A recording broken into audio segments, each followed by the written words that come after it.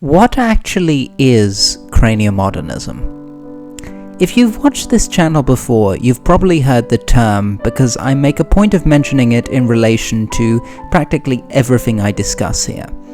By now, you might be able to recall why I think it would be a worthwhile cultural movement, why I believe it would be necessary, and the revolutionary potential that it might afford us.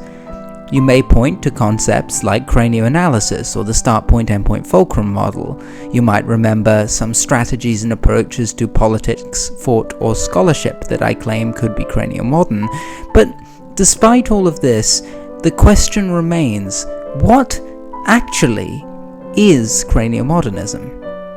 It's probably the reason that a question that I have now been asked multiple times is, if craniomodernism is a cultural movement, then what will its culture look like? What will its art look like? This long overdue video aims to confront this very question, both on a theoretical level and with some examples from my own speculation. But I want to make this clear from the beginning. Anything I say in this video is just my own speculation. Cultural movements aren't the intellectual property, of anyone, and gatekeeping any craniomodernity with a checklist is not something I have any wish or right to do. If anything I say inspires you or resonates with you, that's wonderful, but I'm just a person, same as you. If you are an artist or a thinker, and you find something in the notion of craniomodernism, take it. If you incorporate it into your art and identify with it, who am I to tell you if it's craniomodern? You will know better than I ever will. Culture, like so much else, should be open source. If we apply the same criteria to craniomodern art as we would to other cultural movements, it would assumedly either come from one of two places. Artists who feel that the ethos of craniomodernism resonates with their work, and artists whose art is shaped by existing within and reacting to craniomodernity. As of yet, we only have very few examples of the first and none of the second. So thinking ahead to what craniomodern art or humour would look like is, for the time being, a matter of speculation mostly. Ultimately, I might imagine there'd be a varied range of approaches, and I hope so. This in mind, to guess what craniomodernism might look like, we must consider from where it emerges. I believe our best chance of instilling craniomodernity would be to emerge in reaction to metamodernity. So we'll start there. Metamodernism is a descriptive term used to identify an emerging and arguably now increasingly established cultural tendency within the Western world in the aftermath of postmodernity.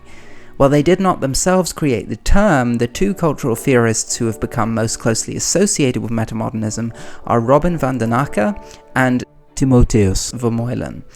Referring predominantly to the 2000s, van den Akker and Vermeulen catalogue a range of phenomena and concepts which, broadly speaking, present a resurgence of modernist sincerity, modernist objective, and modernist objectivity existing somehow within the aftermath of the post-industrial condition and post-structuralist theory, these things not only being unavoidable within these new phenomena, but also explicitly acknowledged in many cases. They describe metamodernism as a structure of feeling, characterized by an oscillation between this modernist search for truth through grand narratives or sciences, through which all knowledge can be contextualized and historicized, and the postmodernist critique of such narratives' viability, deconstructing the very narratives and structures that modernism enshrined. In the book edited by van den Akker, Vermeulen, and Alison Gibbons, metamodernism is discussed in its relation to narrative assemblage, historicity, sincerity, affect, and depth of meaning, all of which are, of course, closely interwoven. This therefore gives us a sense of the theoretical backdrop to metamodernism. It allows for a pragmatic sort of cynical optimism, rebuilding objectives while acknowledging a lack of definitive objectivity. Perhaps we could even liken it to consciously opting into temporal objectivities. A lot of elements of the culture of this past decade increasingly display sorts of oscillation, from the carrying of sincere, authentic, profound narratives in internet memes, 21st century populist movements, and the performance art of figures such as Leboeuf, Ronco, and Turner, the last of whom wrote a sort of artistic manifesto for Metamodernism. All these examples are built fundamentally from crossing the lines between hope and nihilism, sincerity and insincerity. On one side, the profound, the personal, the contextual, the dogmatic, the reductive, the functional, that which makes a point, with the gratuitous, the pastiche, the fluid, the undefined, the self-aware. Metamodern art, metamodern culture, is that which plays both sides of that line, sometimes pragmatically, sometimes experimentally. Yet as we've discussed before, the idea of pragmatically weaving in and out of objectivity is one that we ultimately find to be limited subconsciously by internalized de facto objectivity, which we chart through cranioanalysis. Thus, if we want to induce a craniomodern structure of feeling, namely one that could continuously foreground entification and internalize de facto objectivities, the aim of a craniomodern artist could potentially include trying to push the defining characteristic of metamodernism, oscillation, to its limits and its irreconcilable contradictions, in such a way so as to beget a craniocentric response from the audience. In doing so, such art may begin to play itself with the lines of subconscious and conscious thought, touch on themes of comfort and stability, challenge established fulcra, or adjust start points and end points to otherwise standard artistic procedures, so as to subtly adjust the consequent entity. I could imagine that, in doing so, craniomodern art may end up transcending specific established conventions, genres, or media of artistic expression, to rhizomatically and fluidly take aspects from the traditions of many such existent artistic classifications, by attacking the procedural fulcra of each, deconstructing and reconstructing artistic traditions at a whim, following whatever the artist finds to be generative. Nonetheless, I do imagine that this sort of yet difficult to describe art may also be accompanied by art that does stay within existing codes, molds, and traditions. For example, the visual arts, architecture, painting, photography, sculpture, etc., often tend to be quite static forms of artistic subjective expression, as can certain types of performance art. They provide a coherent snapshot of something, and this is the setting in which I think pushing oscillation to the point where it is viewed as untenable could be very well expressed using such media and such traditions. Responding to metamodernity craniocentrically is, of course, about highlighting the significance of subconsciously internalized fulcra and de facto objectivities. This is a perspective rooted in the craniocentric premise that a degree of abstract thought is ultimately primary to everything within a subject's human experience. One extrapolation of this premise, which we have mentioned many times previously, is the ideal of intellectual perpetuity. To this end, we might imagine some craniocentrically rooted artistic expression to encourage or facilitate intellectual perpetuity. Art can already present elective stimuli to authentically and subjectively interpret and react to for one's own thinking, and artistic expression can be the output of that thought. I think there's a case to be made that art simply is a deliberate injection of subjectivity into something, the dissemination of creative human subjectivity into the world.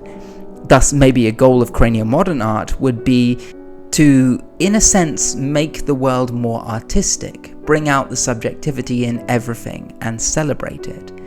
Yet, when it comes to the effect that art can have upon us, we also have to look a layer deeper, which is where we reach the subject of affect.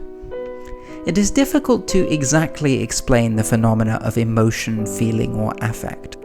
Often made of self-reinforcing feedback loops of thought, more obscured from conscious mind, they provide a milieu within which and through which our conscious thought and perception are conditioned, received, and responded to.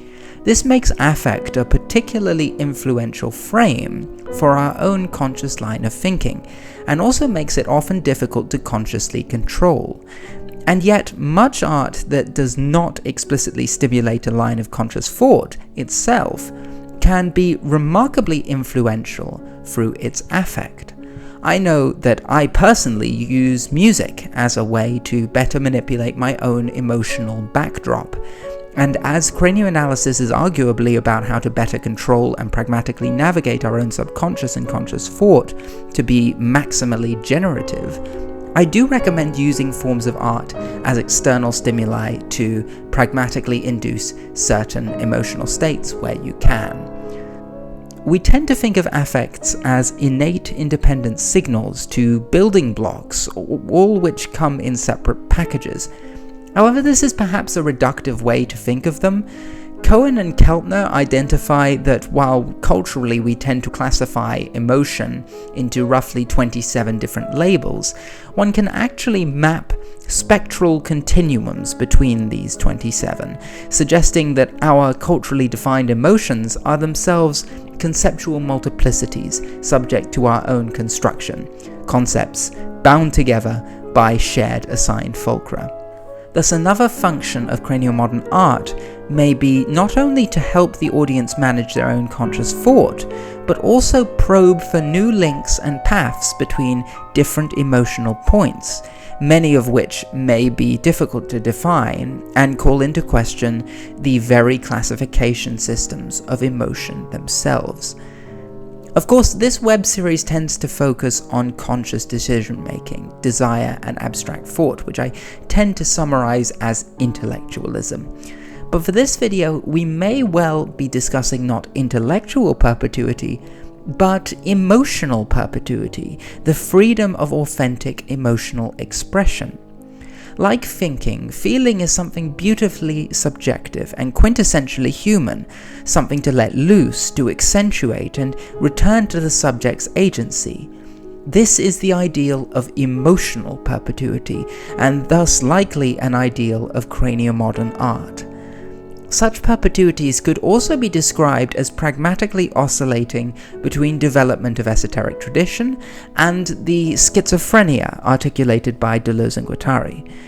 To these two, the only way to stop capitalism and its culture industry from appropriating art and thus retain revolutionary potential is to outpace capitalism's schizophrenia with our own. Intellectual and emotional perpetuity, and that which aspires towards them, could also therefore have the capacity to produce subversive art in a world in which subversion is more and more elusive. In contrast to more static media of artistic expression, more trajectorial forms such as literary narrative, film, or music have an additional power, and that they not only provide a starting point to stimulate or inspire a line of thought or feeling, but can carry the viewer through that arc itself, and impart not only an entified encapsulation, be it either used as start point or end point by the audience, but also the underlying process behind each entity itself. This gives trajectorial art huge potential to condition craniocentric critiques of oscillatory limits. Such arcs that could break down the internalized obstacles to emotional perpetuity, which even the metamodern remain constrained by, could be those which push the boundaries in linking different strongly held affects in quick succession, subverting the ways we normally would categorize and process these emotions. An artistic movement to test and experiment with how we do emotion would strive to lead its audience from climax to climax, left on the brink of emotional explosion, positive or negative, to toss them between the extremities of each of Cohen and Keltner's 27 fluid categories, as well as establishing new emotional poles in between each. Once again, this would appear to be a mixture of Deleuzean schizophrenia, attacking fulcra, with tradition building, reinforcing fulcra. But while this all sounds quite interesting in the abstract, where could this potentially manifest itself? On this front, I see a potential opening for art of this sort in multiple existing genres, but most of all, comedy. The criticism of art from many genres offers us many insights and reflections into the context in which that art was made.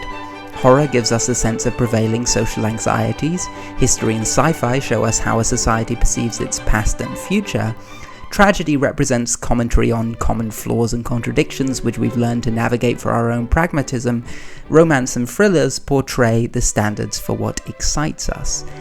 Comedy, however, is far more enigmatic, in large part because humor itself is sourced from a massive variety of differing ways. Thus, what comedy can show about the world in which it is made is more complex. According to the founding editor of The Onion, Scott Dickers, comedy can be categorized into 11 funny filters: irony, trope, shock, hyperbole, wordplay, observation, madcap, parody, analogy, misplaced emphasis, and meta-humor. Not all people find each one funny, and they have different appeals. What you find funny can be incredibly personal and indicate a lot about where someone's mind goes, what fits into their worldview.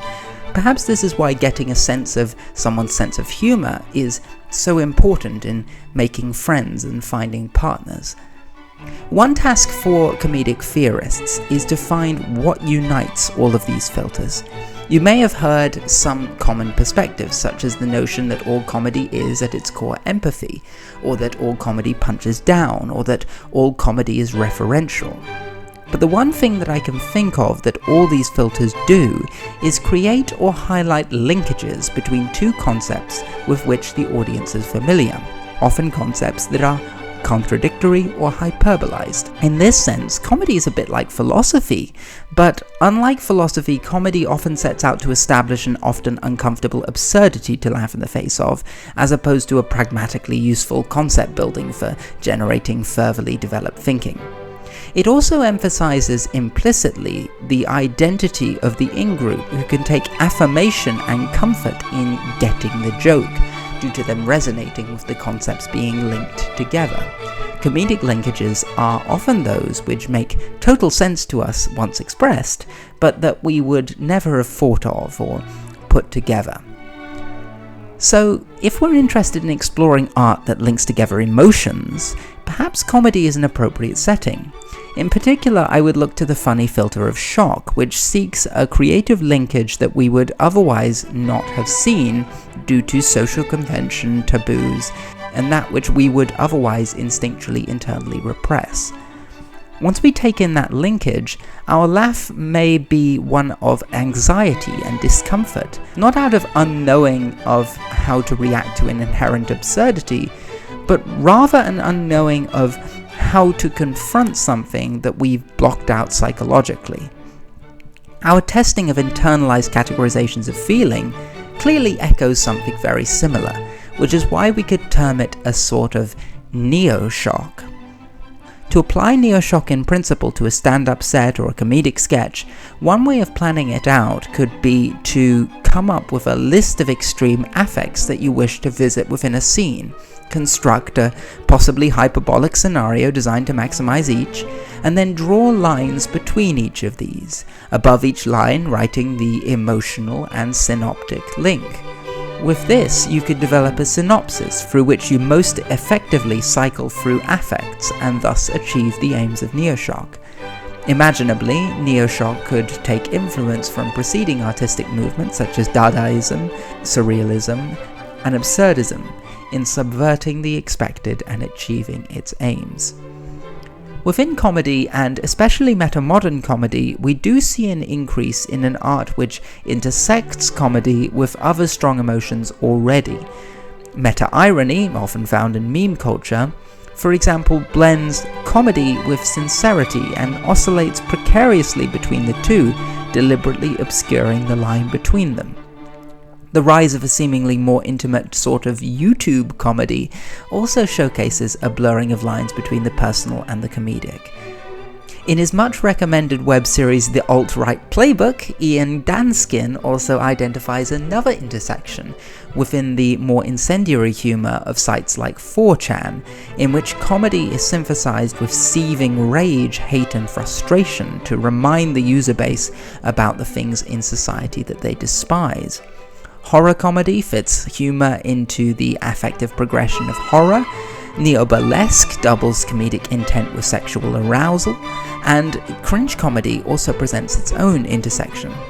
All of these examples set the stage for how emotions can intersect and overlap. But where Neoshock can go further is not only by acknowledging and capturing these intersections, without the problematic stuff of course, but also then linking between each of them efficiently and cohesively. All this said, I don't think Neoshock ought to be seen as a potential phenomenon tied solely to comedy. In fact, I do think experimentation with non-comedic Neoshock could also prove extremely interesting and poignant in other genres. After all, linkages between insights can be framed in many different ways other than something amusing. Upon different framing, they can provoke relief, satisfaction, clarity, motivation, realization, and a whole host of other responses, dependent on variables such as the priming and foreshadowing behind said linkage, and its level of necessity or weighting, while the comedic frames the linkage largely as fun coincidence. Imaginably, affective linkage shall be similarly dependent on its surrounding context, and similarly variable in its potential genre setting within literature, film, or other sorts of storytelling. A more heavily weighted Neoshock could thus provide a very intense and thought-provoking emotional rollercoaster of a novel or movie. Poetry could provide an interesting medium for synthesizing a tendency of trajectorial art such as Neoshock, with the craniocentrically provocative tendencies within more static art. The encasing of a passage of text into a form often more finely crafted than prose gives poetry ample potential for poignance. Furthermore, the intersection that poetry represents could also provide a starting point for further intersection with other art forms, for increased expressive freedom and less rigid channeling. One thing that must be stressed about both art generally and Neoshock specifically is that while it may be created as a representation of its creator's abstract thought or individual subjectivity, the consumption and reception of art must also pass through the subjectivity and interpretation of the viewer, the audience. The audience has a degree of inherent agency within how they view the art they're interacting with, although generally speaking it can be quite narrow, confined to the parameters of what there is to interpret.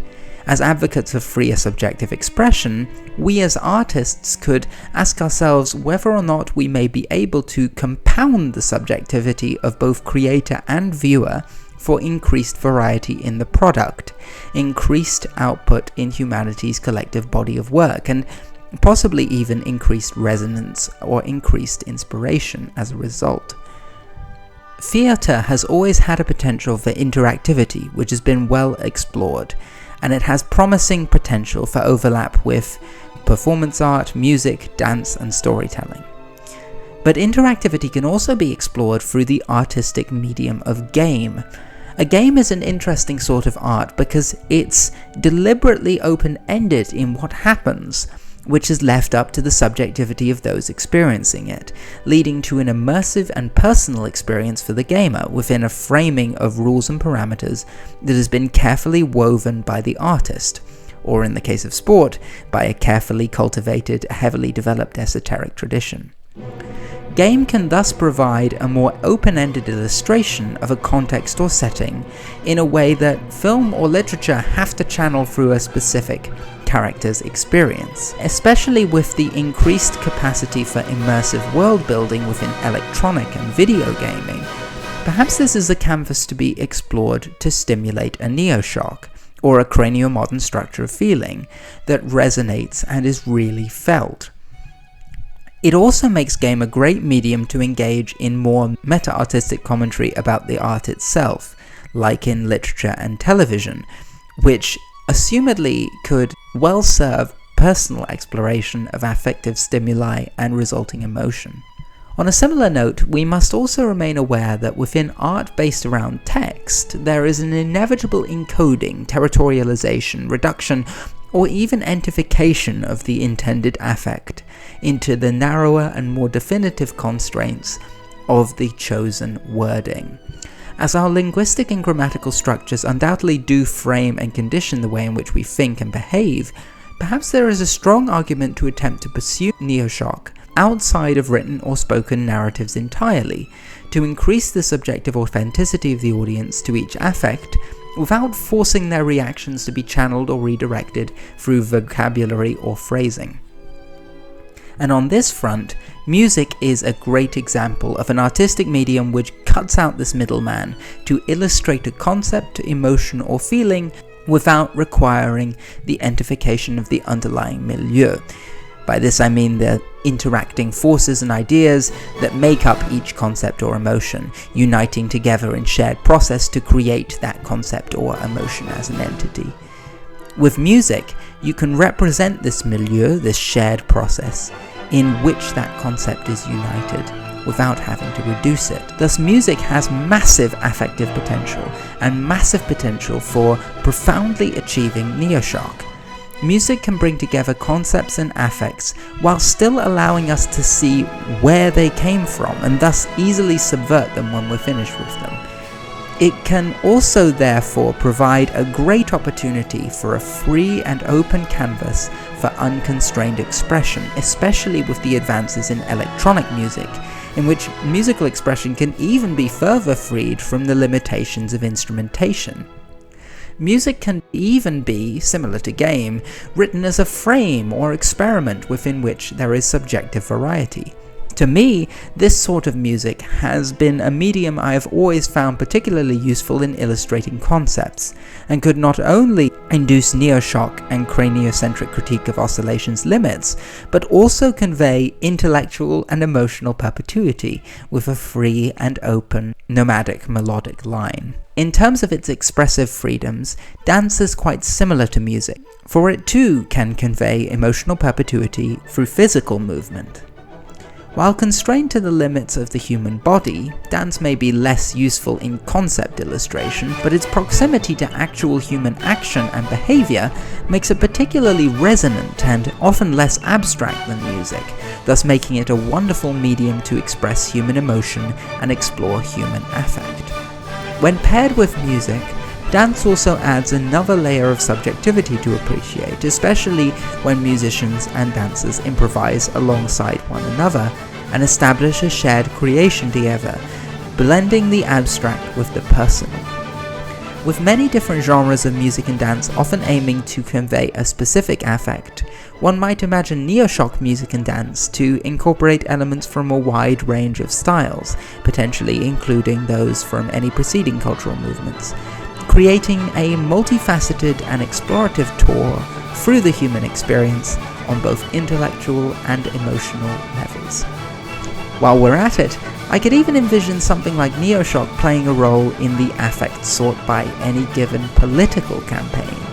As we begin to see metamodern oscillation on the rise in Western political scenes, in a growing appeal of vague populism and aesthetics of extremity, Neoshock response to oscillation in political affect could conceivably have its place in the politics of the future. I suppose we'll find out eventually. From the craniocentric premise extrapolated from deconstruction, we know that subjectivity lurks behind everything we do. What changes is merely the amount to which it is constrained, and thus the variety it can bring into the world.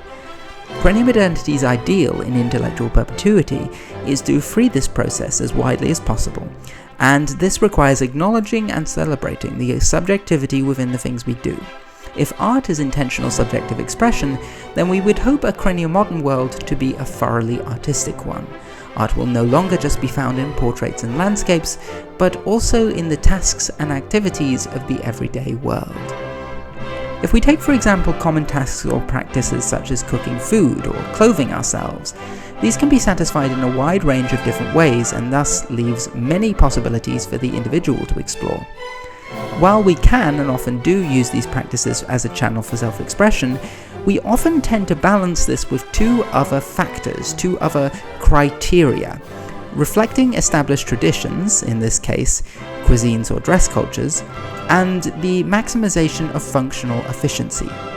Even prior to metamodernity, our approach to these tasks has probably oscillated between the three and synthesized them in various ways.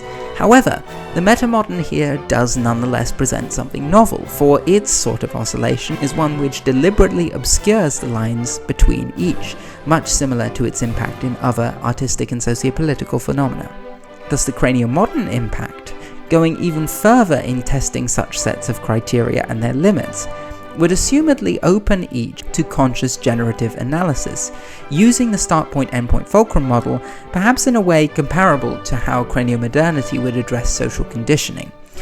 This also links into craniomodernity's relation to tradition in allowing the subject to pragmatically converge and diverge in and out of developed arborescent structures.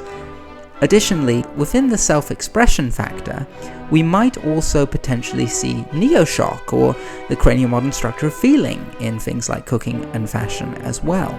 This category of potentially artistic practices are by no means limited to clothing and food, for this can also apply to almost any customizable act of utility, including things like the vocabulary, grammar and gestures which we use to communicate, or even in something like the products which we habitually purchase and consume.